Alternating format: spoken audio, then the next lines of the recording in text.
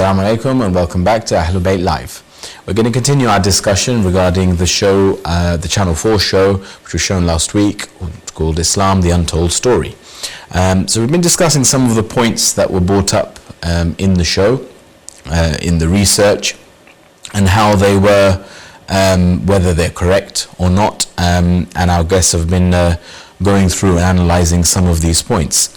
Before the break, we talked about Jerusalem being the land promised to the Jews. There was also a segment where Holland discussed about how the Arabs came and invaded Jerusalem and eventually took over Jerusalem. But he emphasized the point that it was Arabs coming and they had no Islam. When they were coming into the city, they weren't putting forward any sort of religion. It was just a matter of Arabs coming and overtaking the city. How can we answer this, Sheikh Jaffer? Bismillahirrahmanirrahim. The expansion of the Muslim Ummah after the death of the Prophet ﷺ is very well documented in all forms of secular as well as Islamic history. Looking at the historical value of this, we would want the expansion of the Ummah firstly to have been done under a just Imam. And if it's not done by a just Imam, then whatever takes place, we don't have to justify as being the best way of having expanded the Muslim Ummah. Of course, Imam Ali alayhi salam went on the battles, he was participating in the political scene very much so. But as the expansion of the Ummah took place into the various parts, again we seem to suggest that there is a very big bias taking place by Holland here, in that he is suggesting that only the Arabs as their own culture expanded and there was no formalized religion.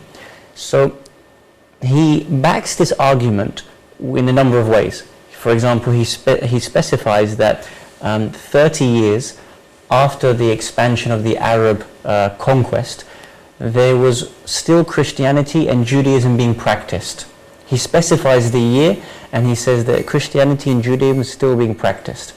And hence this is an evidence to suggest that there was no formalized Islam, because had Islam come, it would have forbid the practice of another religion. Now again, it shows his lack of historical understanding or understanding of Islam as a religion. Because at the time of the Prophet ﷺ, especially when he was living in Medina, we found that there was many other cultures, there was many other traditions and religions living side by side him. He had the Christians of Najran living with him, as we famously know. He had the Jews of Medina living side by side him, as we know. There were the pagans at that time who still lived in Mecca, until we know the expansion into Mecca took place, and so on and so forth, and Surah At-Tawbah came. So what we find is that Islam accepted multiculturalism at that level. It understands that no two blades of grass are the same, no two snowflakes are the same. You don't have to follow my religion. I will demonstrate to you the ethic of my religion and how superior it is. Quran says, "La ikraha fid din, qad tabayyana ar-rushdu min al-ghayy." There is no compulsion in religion. So hence, at the time of the Prophet's leadership, if in the city of Mecca and Medina he allowed for other religions to practice freely under what we would state was a tax system called jizya, which is mentioned within Surah At-Tawbah, if that was allowed at the time of the Prophet, and the political leadership and the Imams of Ahlulbayt were able to provide leadership after him, they would also allow for other states at that time, 20, 30, 40 years on, to also practice their religion in the same way, because this was following the Sunnah of the Holy Prophet of Islam. So again, it just shows to me that Holland either hasn't researched, hasn't understood, or chooses to fit his view into his own subjective bias. That's right. Thank you. The other issue that he was bringing up was regarding there were no traditions. There was nothing written to say this is what Islam is, etc. for a number of years. What he mentioned is that a lot of the traditions were what he called oral traditions, passed on, from word of mouth. How true is this, and more to the point, is Judaism and Christianity, did they have formal traditions written as well? Well, as a Muslim, we believe that from Adam to Muhammad, all the prophets came to attest each other. None of them came to abolish the previous teachings. So each prophet that came after the previous prophet, he mentioned that I have not come to abolish the teachings. He had come to correct the misunderstandings. And this is exactly what Jesus said after Moses. And Prophet Muhammad also adopted the same. He amended the misunderstood practices and teachings, like Hajj used to exist before. He corrected it. And the paying of taxes did exist before, and he introduced the better way of paying taxes. Prayers existed, and he introduced a more perfect way of prayers, and fasting also existed, and he introduced the better way of fasting. And like Christians and Jews were supposed to fast for 40 days, then he introduced a 30-day of fasting. So prophets never came to abolish the previous teachings. They came to attest the previous teachings. And Allah subhanahu wa ta'ala created us, and He left us on this planet Earth to evolve, to develop, to discover new things, how to live in this world. So gradually we were progressing. So by the time Prophet Jesus or Moses came, people had learned how to write, but methods of writing were different. They used to write on pieces of wood or cloth or material or leather or slates or stones.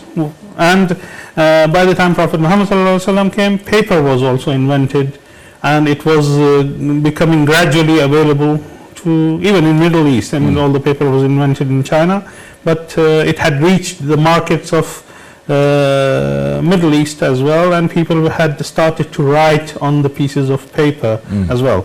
So that's why when we see a collection of first copy of Holy Quran, which was in possession of Imam Ali ibn Abi Talib alayhi salatu wasalam, he came up with a large piece of cloth with different kinds of written material, text.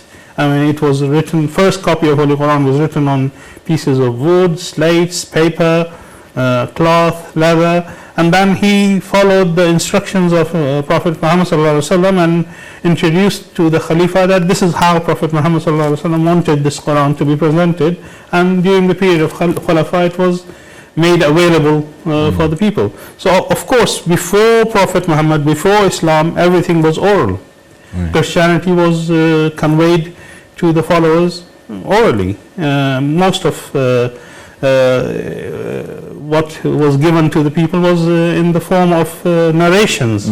And I had a Christian leader who became Muslim in my office, and asked him why did he chose Islam. And he said he did research about authenticity of Bible, and then he did research on authenticity of Quran, and he came to conclusion that Bible was compiled more than 70 years after Jesus Christ. So it was narrated and narrated and narrated, and then finally it was put together after 60 or 70 years after Jesus Christ. So, but by the time Quran was revealed, Prophet Muhammad brought Quran. Allah subhanahu wa ta'ala made a promise in Holy Quran that we have revealed this and we will protect it.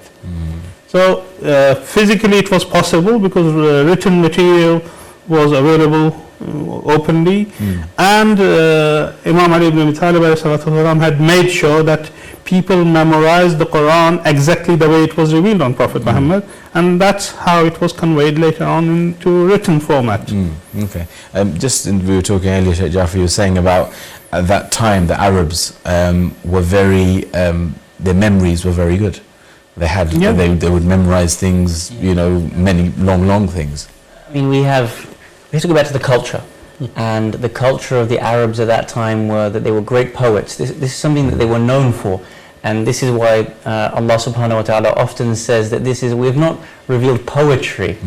It is poetry in its own right, but it's not poetry. This is the word of Allah subhanahu wa ta'ala, which is far superior. And we know this because there was annual competitions.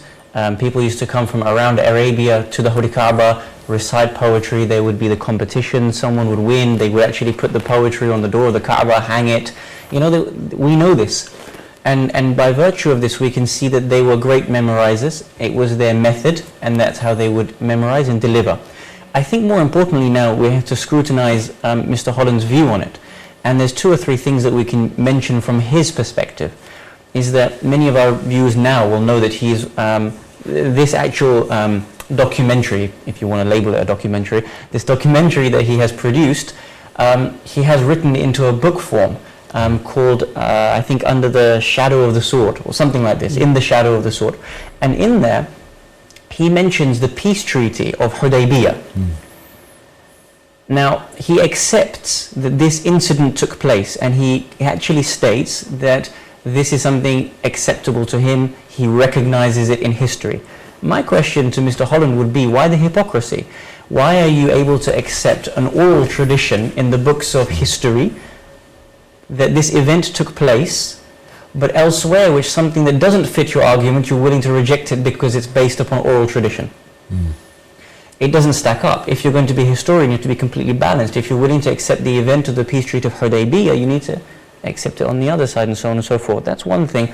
Another thing, based upon this issue of the oral traditions, we can ask ourselves that if the oral traditions weren't acceptable to him, then how do we, as a religion, how do we in our own rights begin to understand the emphasis? No problem, because you're willing to accept that the Holy Prophet of Islam, or in your opinion, the Holy Prophet of Islam created these arguments, and he created a whole economic system, a political system, a penal code system in his own theological thinking. You accept it.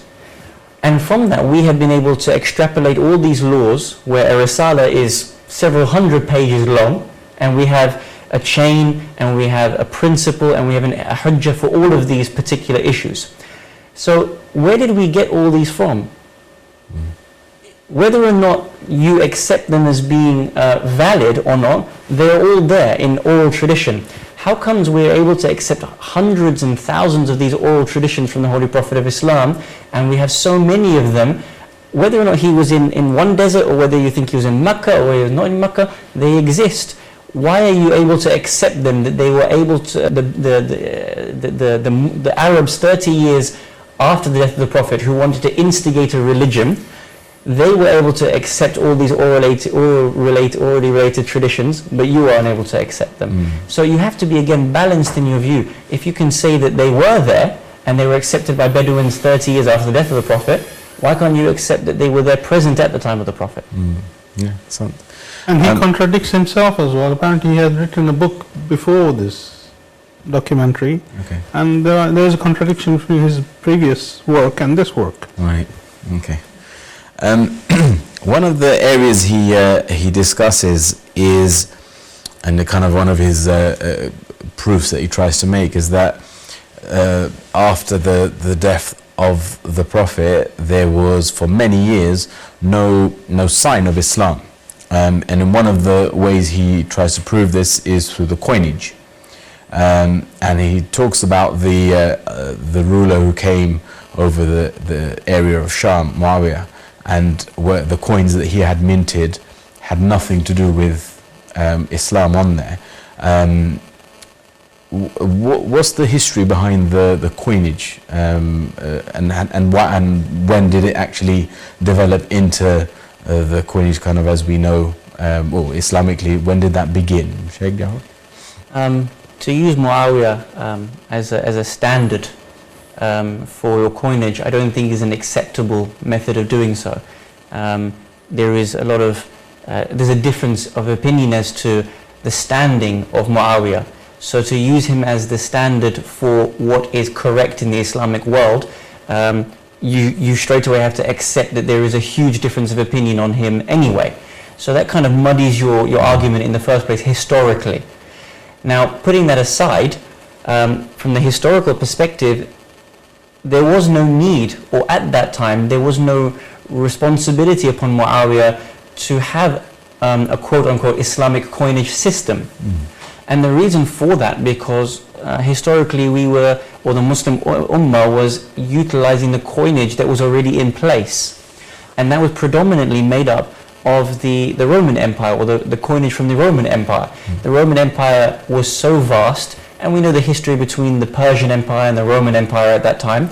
The Roman Empire was in such a stronghold of a position in the previous centuries that was the acceptable coinage. Now, as we know, the people of Arabia, they were great travelers. They would go on trade caravans from the area of Mecca towards Sham, into the areas of the Roman Empire and back, and so on and so forth. They would be giving all sorts of trade. What they were utilizing was this Roman coinage. So if that was what was being used at the time, predominantly, that's not an evidence historically as in proof that Islam as a religion didn't exist. What is the relationship between the economic factor and the actual defined religion of prayer and zakat, and it doesn't rely upon one another.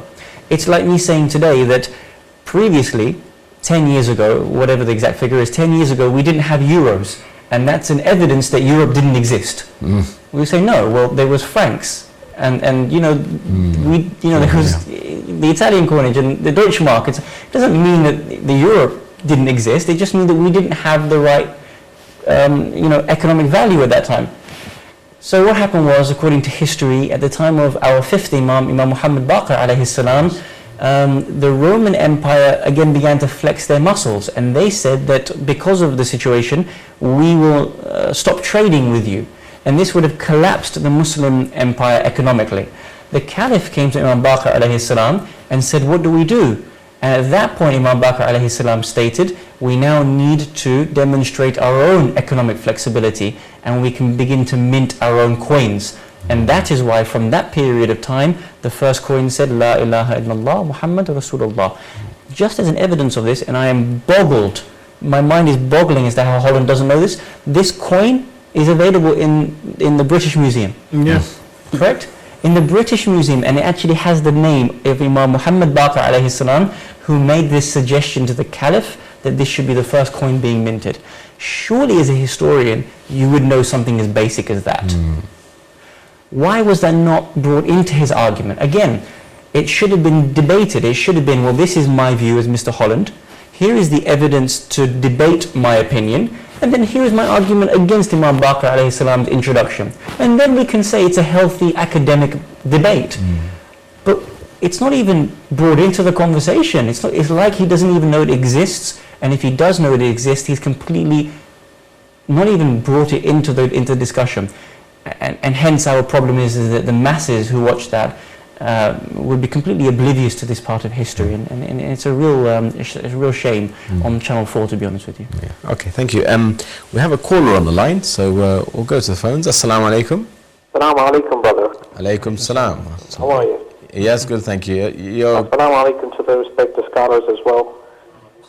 Alaikum It's salam. rather interesting to view the documentary on Channel 4. And one of the things I'd just like to comment on is to say about the documentary is, do you not think that when you watch the documentary, the way the entire production actually started with a particular question, and I think that the producer was rather looking at it more from an academic perspective, and opens up another discussions at a very separate level. The question I have is, are we as Muslims blind in the fact that we're covering up a lot of our history and also not communicating that across to the different sects within the Muslim community? It's a question for Sayyid Razavi, if he can just elaborate on that further. I mean, the documentary was very biased with Muawiyah. What's your view on it? Okay, thank you. Thank you very much for the call. Thank you. Sid? Yeah, well, it was biased, and as we were mentioning in the break time, that he gives, although he does acknowledge that he was not a Muslim. So that's that shows that he did a bit of research on Muawiyah's personality, as I was mentioning during the break time that if we wanted to give a medal of damaging Islamic point of view, we would give it to Muawiyah, yes. And unfortunately, there are some Muslims who consider him as Amirul Mu'mineen.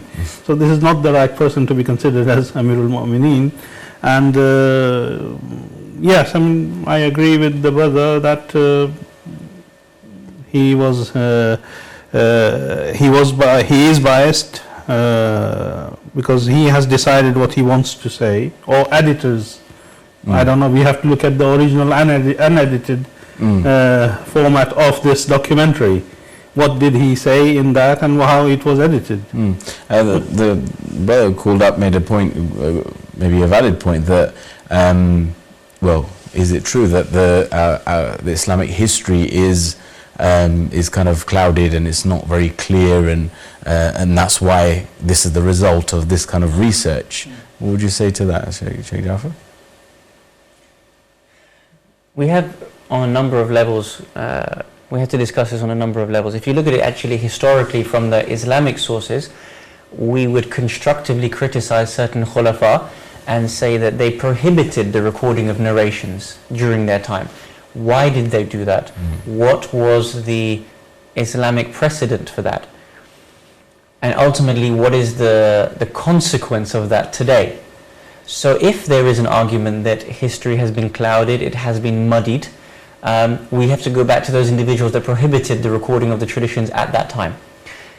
If Islamic history was clouded to the extent that we were unable to unearth the genuineness of the religion, then we would say that would be unjust by Allah subhanahu wa ta'ala, because then we couldn't be guided.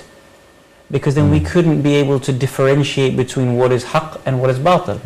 Now we cannot state that against Allah subhanahu wa ta'ala, we cannot state that against the Quran, against history, because historians, people who read every single day, there is enough. Go to any go to any library, go to any, come to our bookshelves at home, there is enough material to be able to demonstrate which personalities in history did what and what the outcomes of that was. I feel I must agree with the respected brother when he suggests that the Muslim community hasn't done enough to present Islamic history. The reason why I say this is that why is it that the Channel 4 needs to be creating this documentary? Our problem is that where we are today is that we do not have people in their own respective fields who are creating these documentaries and trying their hardest. They should be banging on the door of Channel 4 and saying, instead of us doing a response to this show, you know, we should never have to do a response. It should have been the other way around. It should have been those people who are in this area of media are creating these documentaries and trying to air them on as many public or as many of the mainstream broadcasters as possible. This would alleviate this problem. And we shouldn't be biased towards our own selves. We should be able to bring other people who disagree with us, and we should air all the views, and we should try to bring it to the truth of the matter. I don't need to be right. I'm trying to bring the haqq of the matter. And if that's what my aim is, then Allah Ta'ala will bless the project anyway, inshallah. And I think that's where we need to get to in this next decade. We need our institutions and our scholars to levy funds for people to be able to engage at this level of media. It shouldn't be reliant upon Ahlulbayt to do this only. It should be us going out into the mainstream and creating those documentaries firsthand. Excellent, thank you very much. We're going to go again for a short break of about 5 minutes. So please do continue watching and pass us your comments, call in and give us your views on what you think about the show that was aired last week. We'll be back in a few minutes. We'll see you then. Assalamu alaikum.